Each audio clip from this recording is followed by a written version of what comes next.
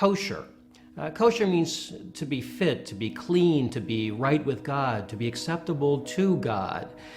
Growing up in a Jewish family, I would never have thought that I would come to the point where I could say that Jesus made me kosher. But you know what? He has.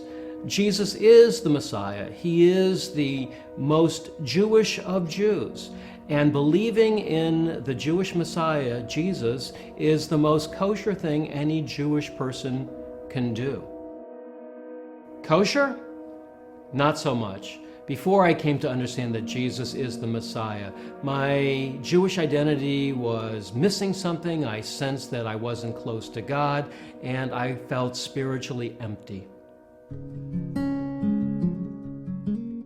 I grew up in a Jewish home in the Chicago area, and as typical for most Jewish people, I went to synagogue when I was young, and I learned about my Jewish history and culture and tradition, and it was beautiful, but I found it spiritually missing something, kind of empty.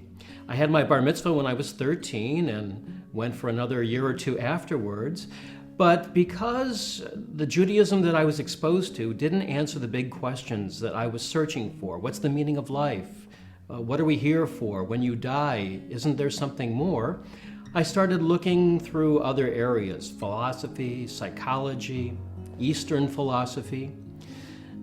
God got a hold of me, however, my freshman year of college. I was a young philosophy major, and one of my courses was studying some of the proofs for God's existence.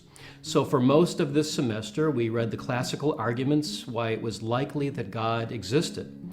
And by the end of the semester, I became convinced that God had to exist. I started reading through the Bible for the first time on my own, and I began reading the New Testament. And I was very attracted to this young Jewish rabbi, Jesus, and his tremendous miracles, and his unparalleled teaching, and his high ethics, like the Sermon on the Mount.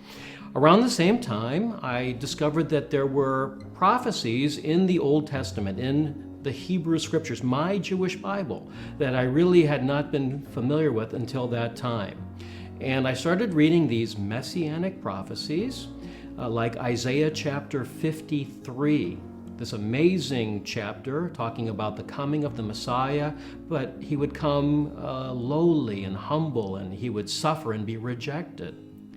Well, as I kept reading the Bible and praying, it became very clear to me within a short period of time, about a 10-day period, that Jesus really was the Jewish Messiah and the Savior of the world, that he came into this world about 2,000 years ago, lived a flawless life, died on a cross to make atonement for the world, rose from the dead, ascended back to the right hand of God the Father in heaven, and was going to return to planet Earth, to Israel, to Jerusalem, to rule over Israel and the nations.